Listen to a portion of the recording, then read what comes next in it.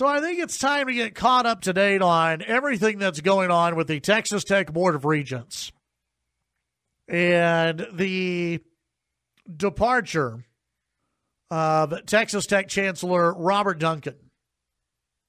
On Monday, it was announced, Monday evening, I guess? Monday evening, it was announced by Texas Tech and Chancellor Duncan that he's going to retire. That all of a sudden he's had enough. It's time to retire. He's 65 years old. He just realized it. And it's time to go fishing and, maybe hit the beach a couple of times. Maybe, I don't know, maybe he prefers the mountains over the beach. I don't know, but he's going to retire. And unlike when former chancellors have resigned or decided to retire or move on, where they've given months and months of notice. No, he's going to give us basically 2 weeks. And he's going to be done at the end of August. When I first saw that, I went, wait, it doesn't pass the smell test. And we talked about this yesterday on the show. That for a number of reasons, it did not pass the smell test. A guy who loves Texas Tech University this much doesn't just say, I'm done. A guy who is raising as much money as Chancellor Duncan has raised for Texas Tech and is looking at future plans, including a veterinary school, doesn't just go, time to walk away, brand new school year. University students about to show up. I'm done. See you later. Oh, yeah, and it came just a couple of days after a Board of Regents meeting. So as yesterday is going on, everybody is trying to find out the real story. A lot of people in Lubbock media trying to, contacting people we know, talking to different sources, because we know there's more to the story. As I talked about yesterday, I didn't buy for a second that Chancellor Duncan just went, I'm old and I'm done. I have believed all along that this has to do with the vet school at Texas Tech University, or the proposed veterinary school for Texas Tech University that would be located in Amarillo. And many of those who texted into the show yesterday felt the exact same way. So as yesterday was going on, talked to sources, and it comes out that there was an informal vote. Not a formal vote, but an informal vote by the Board of Regents last Thursday to basically get rid of Robert Duncan. They didn't officially say why, just that there needs to be new leadership at Texas Tech. Even though, under the current leadership, Texas Tech has raised more money than they ever have. Enrollment rates keep going up. Buildings are going up all over the place. People are feeling good about Texas Tech, but the chancellors decide all of a sudden, we don't like them anymore. We don't want Robert Duncan to lead Texas Tech University anymore. So why did they all of a sudden come to this conclusion? From what I have been told, and from what others have been told, is that the office of John Sharp, the chancellor at Texas A&M University, and some within the office of the governor, both offices, by the way, which have been putting massive pressure on the Regents for years now to kill this idea of a vet school, were lobbying our Board of Regents at Texas Tech University. They were lobbying and saying, this has got to happen. We have got to get Robert Duncan out, because Robert Duncan is a big cheerleader of the vet school. We've got to get him out of here, because if Robert Duncan is still around, he's going to keep pushing this idea of a vet school. Robert Duncan and these pesky state lawmakers like Charles Perry, Dustin Burrows, John Frullo, and others who have been pushing and pushing and pushing to have a vet school and funding for a vet school, these pesky people are going to keep at it. We've got to get rid of Duncan, because if we can get somebody else in who's a little friendlier maybe towards Texas A&M, if we can get someone in who's a little more friendly to the cause of no vet school, then the vet school's dead. Texas A&M and John Sharp wrote a piece for the Dallas Morning News, I believe it was back in June, with the headline, "Texas doesn't need another veterinarian school." And he wrote about how, it just costs too much money. It would cost too much money for the state. It would, it's not needed. Texas A&M can handle it, which is not true. There have been many ranchers in this part of the state who have said, hey, Texas A&M, you're not fulfilling a need. But Texas A&M believes that it is their birthright, that it has been ordained from God, that they remain the only vet school in the great state of Texas. I believe that's a bunch of BS. We could probably handle more than two veterinary. We're a pretty big state. We're a pretty diverse state. We could probably handle more than two vet schools in the state. But A&M only wants one. They're the only people who can have it. Again, it's in the Bible. Only A&M can have a vet school. And this pesky chancellor out at Texas Tech University, who was a state senator, and he's very connected with a lot of politicians, he keeps on pushing. He's not playing the game. And so from what I have heard is that there are people inside John Sharp's office and inside the governor's office. And by the way, the governor's going to be here for a fundraiser next week. Some of y'all might want to ask him about it. But that they were lobbying members of the Texas Tech Board of Regents. And the Texas Tech Board of Regents, 5 of them, really like being Board of Regents at Texas Tech University. It's really good on the resume. You get really, I don't know if you know this or not, Jody, you get really good football tickets. And tickets to really any sporting event if you're a Board of Regent. You get them all. It's a pretty good package that you get if you're a Board of Regent. You can wine and dine people, get a lot of political connections. It's a pretty good gig. Also, by the way, where is it? I believe, here we go. 6 of the 7, since there is a reception honoring Greg Abbott here. 6 of the 7, 6 of the 7 regents at Texas Tech, major donors to Greg Abbott. They want to keep their seats. They want to make the governor happy. They want to make the governor's office happy. And they want to keep John Sharp over at Texas A&M happy because, hey, he's a political bigwig too. And if we can kill off, this is the thinking, if we can kill off the vet school, A&M's going to be happy, the governor's office is going to be happy, and that's going to make us happy down the road. Personally. It's not going to make Texas Tech happy. But why should we do what's in the best interest of Texas Tech University?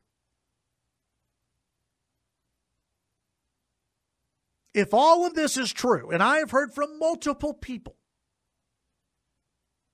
that A&M got involved and that the governor's office got involved, maybe not Abbott himself, but people within the governor's office got involved. It doesn't surprise me that a governor's office would get involved in decisions. I mean, they are appointed by the governor.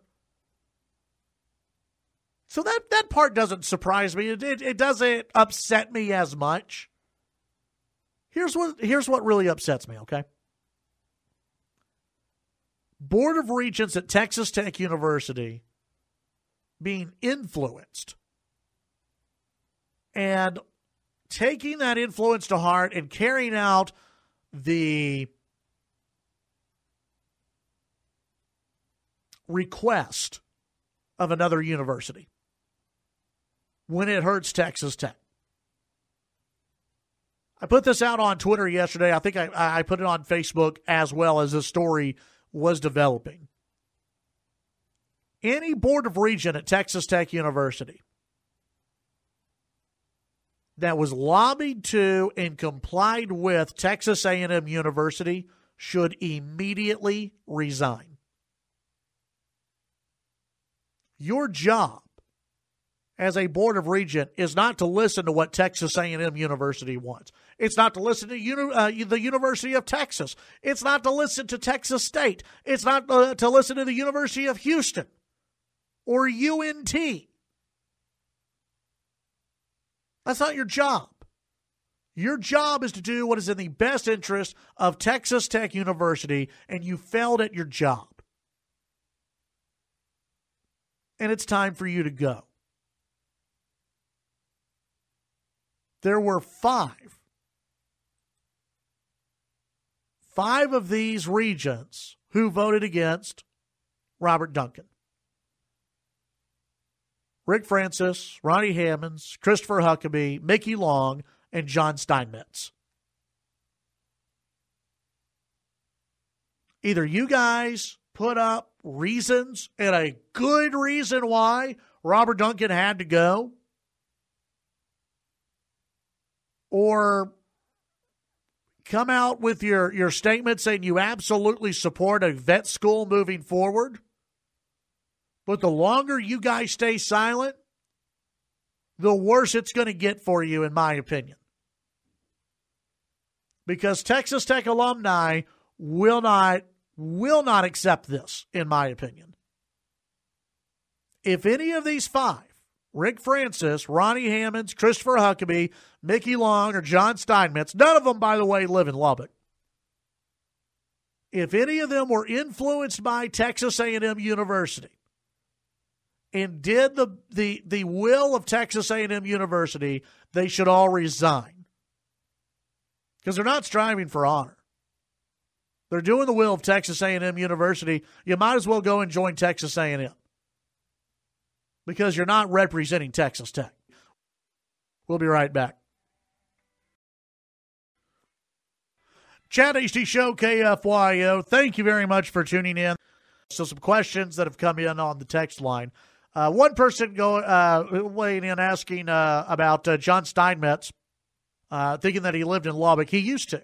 Now he lives in, I believe, Highland Park in Dallas. Does not live in Lubbock. The only person, you can go to it's right there, Texas Tech Board of Regents. They've got a website. You can look at it. The only person in Lubbock is the student regent. I don't even think the student regent gets a vote. They're just kind of there. You've got Rick Francis from El Paso, Tim Lancaster from Abilene, John Esparza from Austin, Mickey Long from Midland, Ronnie Hammonds of Houston, Christopher Huckabee of Fort Worth, J. Michael Lewis and John Steinmetz of Dallas, both of them, and John Walker of Houston. You don't have anyone from Lubbock. And I don't think you don't have to, but wouldn't it make a little bit of sense to have someone from Lubbock when your flagship, it's right here? Another question that came in: how do we get rid of the five board of regents? How do you make them resign?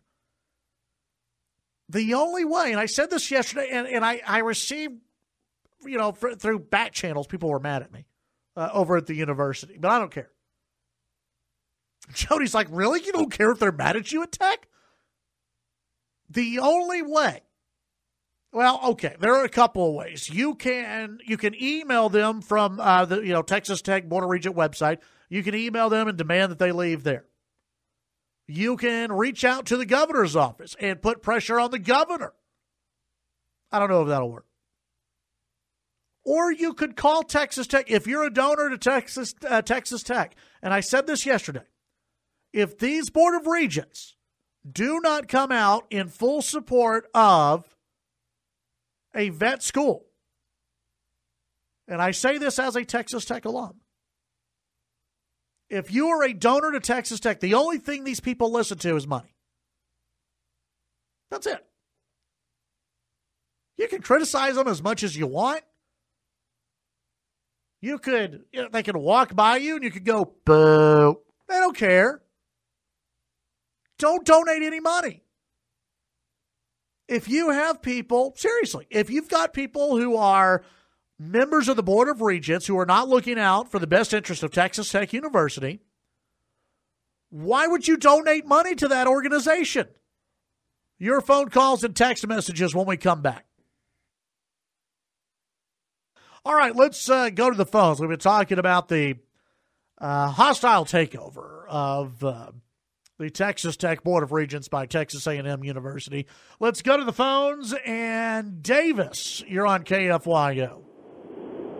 Mr. Hasty, I think you're looking at it wrong. Maybe the Board of Regents, they're true conservatives, and they just don't want to see the taxpayers footing the bill for something that's not needed. If you're a believer in the free market, the claim is that there's a lack of veterinarians. Well, the free market should fix that, and they'll just be making more money in West Texas. I know the Amarillo Economic Development Corps is promised to fund $69 million of that original $90 million that Duncan discussed, and they get their funding from a half-cent sales tax. And then Tech is in line to pursue an $18 million appropriation in January for that school, which obviously the appropriation is funded by the taxpayer, and that's only set to grow. So you're telling me the Texas Tech Board of Regents fired the Chancellor to save taxpayer money? Well, maybe we're taking a different approach in the point of this argument. Are you upset that they didn't get a vet school, or are you? I'm upset that Davis. I'm upset that Texas A&M has control over 5 of our Board of Regents. Or should you be happy as a taxpayer that you're not having money go to something that's probably not needed? Well, you don't know that. There have been a lot of experts who say it is needed and that Texas Tech can do very well with having a vet school in this part of the state. Chad, are you letting your love of Texas Tech overcome absolutely. your passion for the free market? Yes, I've never criticized Texas Tech ever. I've never done that. That's the question here. Does it make Davis? Do you really think the Board of Regents fired a chancellor to save taxpayer money? So if that's the argument, no, I have no clue. Well, that's what we're talking about. We can you can talk all day. Texas Tech can have a debate about whether a vet school is needed. I believe one is needed. My problem is we have 5 regents who were lobbied. Well, actually more than that. They were all lobbied. But according to what I have heard, you have Texas A&M exerting their influence over regents appointed to Texas Tech, and that's not supposed to happen.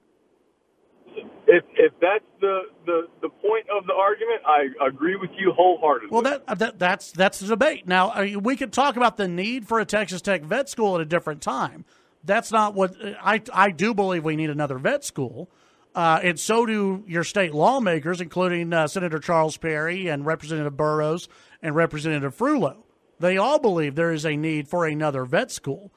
So I believe that. But my big issue here is that you've got Board of Regents who are not doing what just about everyone at Texas Tech believes is in the best interest of Texas Tech, and they're doing what is in the best interest of Texas A&M. That's not how it should operate. I don't disagree with you on that. All right. That premise right there. Very good. We're on the same page. All right. Davis, thank you. Appreciate it. I mean, we can have a debate over about a vet school. They've had that debate. They've had that. I mean, you've got state law. You still have state lawmaker. Dustin Burrows tweeted at me this morning. because I sent out a tweet yesterday. Well, West Texas elected officials continue to push for a Texas Tech vet school. And Dustin Burrows replied, yes, because it is still needed. The only thing that has changed is we now know it should be called the Robert Duncan School of Veterinary Medicine. Look at that. Look at that. With Dustin Burrows with the dunk. Charles Perry, State Senator Charles Perry, was asked about this yesterday. From everythinglubbock.com. He said, we still need a vet school. It's not a tech thing. It's not a Charles Perry senator thing. It's a legitimate need for a large animal vet school. And to date, the provider of those veterinarians cannot guarantee that they can meet that pipeline need. Perry said, we're shipping and exporting our veterinarians, the education thereof, around the multiple states around the country and out of the country. The need for the large animal vet clinics doesn't go away because we lost a chancellor. That from State Senator Charles Perry. Let's see. Now, callers, y'all just, they're saying that Davis was an Aggie.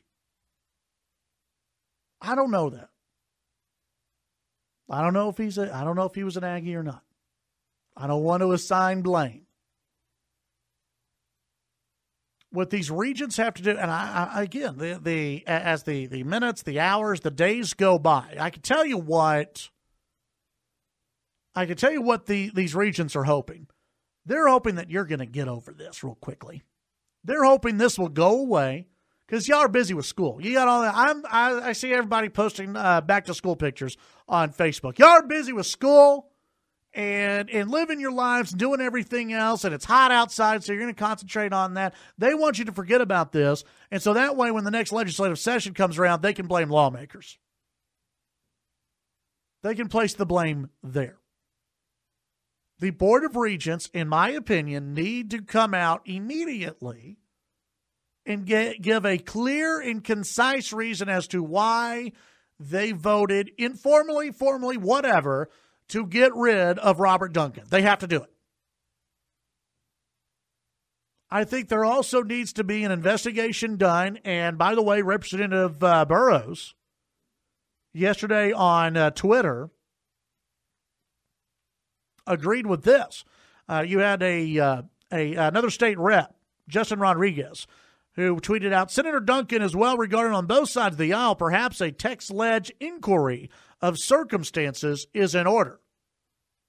And Burrows yesterday tweeted back, agreed. Let's launch an investigation. And again, if you regents took the advice of, did the dirty work for Texas A&M, you're out of here. Resign, go and work for Texas A&M. I'm sure they need some more regents. Because you're not representing Texas Tech, you're representing Texas A&M, and that's terrible.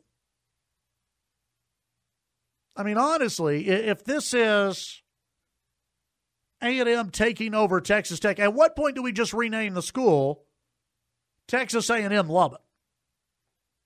If we've got 5 of our regents who are now under control of Texas A&M. Chad Hasty Show, KFYO. When we come back, your calls and text messages. Let's see, a question that came in earlier. What about this nasty rumor from Empower Texans about Duncan misappropriating funds? I firmly believe this is false. I've asked people about this. And Michael Quinn Sullivan of Empower Texans sent out a tweet Monday afternoon, early Monday afternoon, saying that he had a tip. I think he's good friends with John Sharp over at A&M. But anyway, that he had received a tip that a university chancellor was going to be thrown out due to misappropriation of funds, whatever that may mean. All the people that I have talked to who are connected into this thing laughed at that. No one, that's not going anywhere. The only thing that I have heard that may be connected to, and I say this, well, how do I put this? I'm trying to put it the right way because there's been no confirmation at all that there's been any misappropriation of funds. But if you're wanting to get rid of someone high profile, but you really don't want the real reason to come out, you use a cover story. You use a cover idea. Does that make sense? Oh, yeah, that's what it was. It was misappropriation of funds, maybe. Maybe we kind of leak that out a little bit and people start talking about it.